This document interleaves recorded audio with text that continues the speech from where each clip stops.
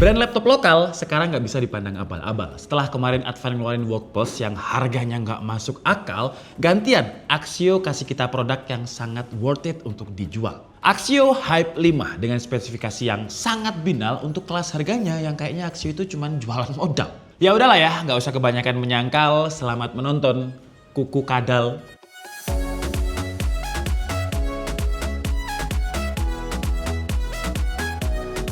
Axio Hype 5 yang banyak cocologinya ya. Jadi Axio Hype 5 dia pakai Ryzen 5, harganya 5 jutaan, Wi-Fi-nya Wi-Fi 5, Bluetooth-nya versi 5. Dan kalau kita lihat kompetitornya yang pakai prosesor ini, harganya itu ada yang 5 juta ke atas, ada yang 6 juta, ada yang 7 juta, bahkan ada yang 8 juta. Axio harganya itu 4.999. Ya, tapi saya bilang 5 juta lah, karena kalau saya bilang 4 jutaan biasanya di kolom komentar itu banyak yang komplain. Jadi 5 juta kembali 1000 dia dapatnya itu Ryzen 5 5500U. Ya memang masih seri U, nggak kayak Advan yang pakai 6600H, tapi kalau kita lihat harganya, Advan sekarang udah tembus di atas 7 juta. Axio masih stabil, belum terlalu digoreng. Tapi seperti biasa, kalau ada barang yang paling murah di pasaran, kita sebagai customer itu harus tanda tanya. Ini apanya yang dipangkas, apanya yang disunat biar harganya itu paling murah.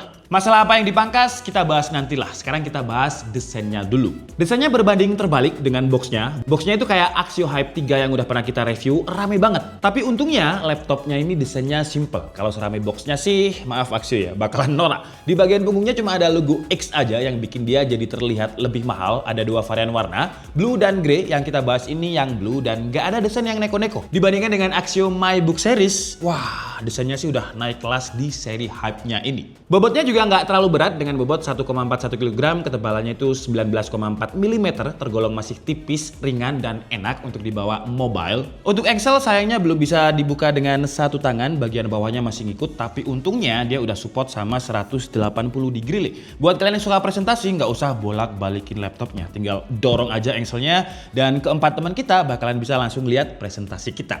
Frame layarnya juga udah tipis di ketiga sisinya, cuman bagian bawah masih agak tebel ya buat naruh identitas dia. Beda dengan bagian belakang, di sini lengkap tulisannya itu Axio, tapi nggak terlalu besar, jadi masih oke lah untuk dilihat. Ngomongin soal layar, layarnya ini juga udah Full HD dengan panel IPS di harga yang cuma 5 juta kembali 1000. Brand-brand kompetitornya, apalagi brand-brand internasional harga 6-7 juta aja, kadang masih Full HD TN. Axio udah Full HD IPS. Kalau untuk color akurasi standar sih, ketika kita tes dia cuma punya sRGB itu di 63%. Terus yang dipangkas di bagian layar ada di brightness ya. Brightnessnya itu kurang lebih hampir 200 nits. Kalau kita pakai outdoor agak kewalahan sih, apalagi dia nggak punya layar yang anti glare. Tapi kalau saya jadi tim peraciknya Axio karena harus bikin harga murah dan saya mikir nih apa yang dipangkas ya biar murah.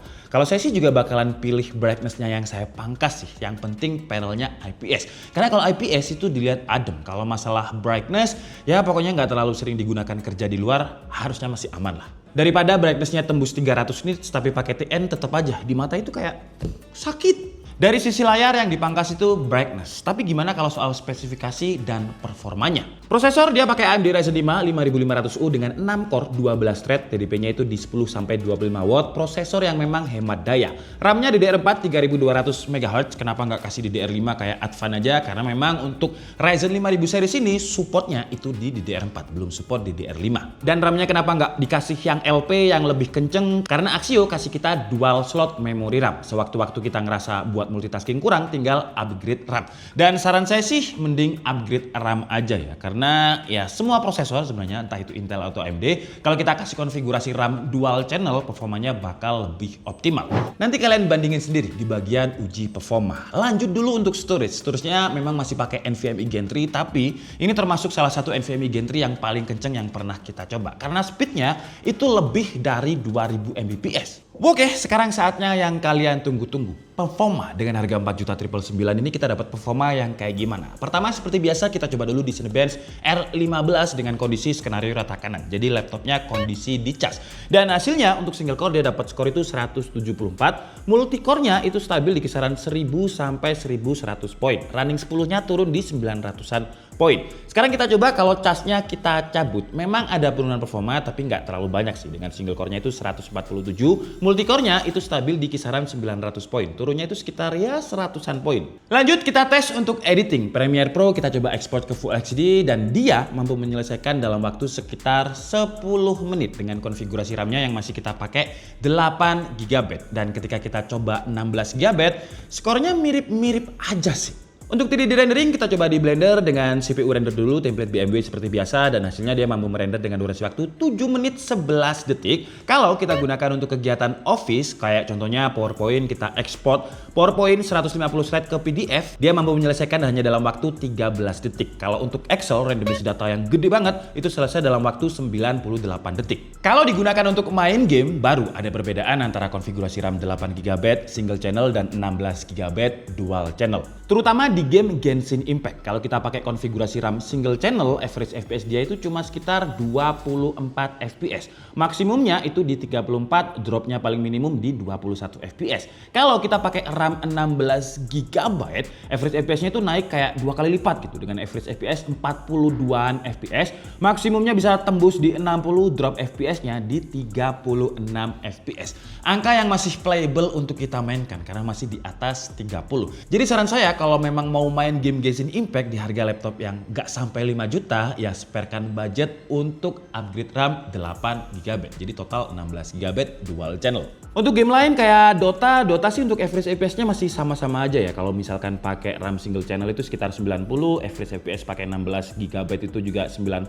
Tapi kalau kita ngomongin maksimum FPS-nya bisa tembus sampai 140 FPS, sedangkan kalau single channel itu di 114 FPS. Drop FPS-nya kalau single channel juga 54, kalau dual channel bisa sampai 61 FPS. Terus kita coba juga untuk nekat mainin game Far Cry 5. Far Cry 5 ini sebenarnya ya nggak cocok buat dia karena dia nggak punya discrete GPU, adanya sih integrated GPU dengan Radeon-nya. Dan hasilnya kalau di Far Cry, kalau kita pakai RAM 8 GB, average FPS-nya itu 24, sedangkan dual channel 16 GB 27-an FPS, maksimum bisa tembus 35, dropnya di 23. Ya mirip-mirip sih performanya kalau kita pakai dual channel dan single channel. Tapi pembuktiannya tadi ya jelas di Genshin Impact yang naiknya itu bisa sampai 2 kali lipat. Tapi sayangnya untuk coolingnya ini menurut saya kurang dikit lagi lah tuningannya. Karena ketika kita tes pakai Time Spice Stress Test untuk suhu di bagian dalamnya itu masih anget. Dan karena anget jadi dia nggak lolos dengan skornya itu ada di 93,4%. Wah kalau ini misalkan lolos sih oke ya. Padahal kalau kita ngomongin suhu permukaannya ketika kita coba main game Genshin Impact selama sekitar 45 menit masih aman loh dengan suhu tertingginya itu ada di atas keyboard. Ya tempatnya heatsink itu dengan 42,5 derajat Celcius. Tapi kalau tombol-tombol keyboard yang biasanya kita pakai ngegame kayak WASD itu cuma ada di 32,9 derajat Celcius.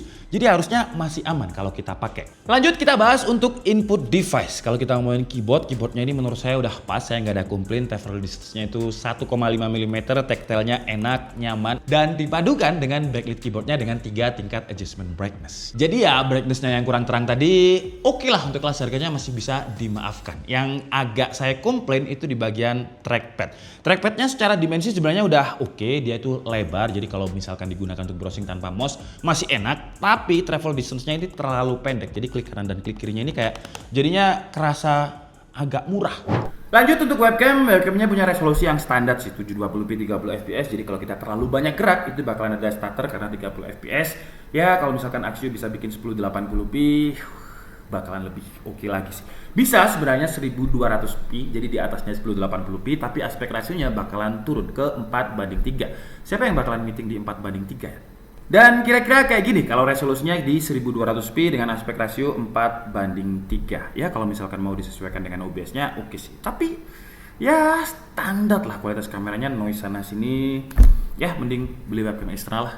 Lanjut untuk konektivitas, seperti yang saya bilang tadi, Hype 5. Cocologinya dia pakai Wi-Fi 5, Bluetooth-nya versi 5, harganya 5 jutaan, Ryzen 5. Kalau untuk port dia juga udah lengkap dengan ada 2 port USB Type A Gen 1 3.2. Terus juga ada USB Type C versi 3.0 yang Type C-nya ini bukan cuma sekedar untuk pindah data ya, buat ngecas bisa, buat display output juga bisa. Jadi USB-C-nya ini USB yang lumayan mahal lah, walaupun memang belum Thunderbolt karena kan ya Ryzen. Terus juga ada audio jack, ada HDMI 1.4 dan ada input power. Speaker dia standar sih, dia punya speaker yang stereo yang kualitasnya ya kalian dengerin lah. Standarnya laptop 5 jutaan.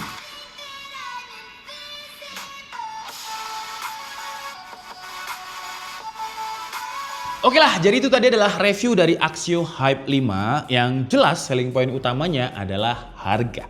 Karena kompetitornya itu bisa 8 juta ke atas, tapi Axio kasih kita harga 4.999, 5 juta kembali 1.000, udah dapat spesifikasi yang bisa dibilang binal seperti di intro tadi, tapi yang dipangkas itu nggak terlalu banyak. Kayak RAM dia udah kasih kita 8 GB walaupun masih single channel ya. Dan saran saya karena dia harganya udah murah, mending di upgrade sekalian. Karena terbukti di tes game dual channel tadi lebih bikin performanya lebih optimal. Storage-nya walaupun bukan yang 512 tapi dikasih Gen 3 yang kenceng. Speednya lebih dari 2000 Mbps. Tapi sayangnya di cooling sih ya. Mungkin coolingnya kalau mau Axio tuning dikit biar dia bisa lebih adem lagi ketika time space stress test. Ya kalau digunakan untuk full load tiap hari ya biar lebih aman aja.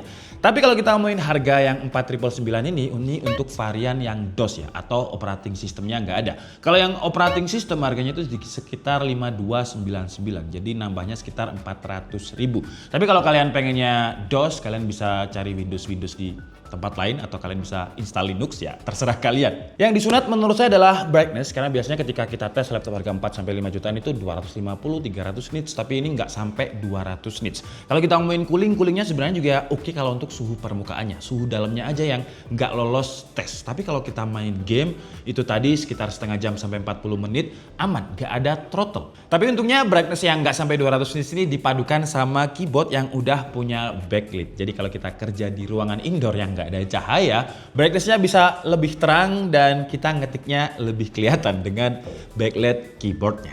Dan intinya tahun ini memang gila sih brand-brand lokal, terutama Advance sama Axio yang biasanya tahun-tahun lalu itu cuma main aman di laptop yang pasti laku dengan harga 2, 3, 4 yang pakai Celeron.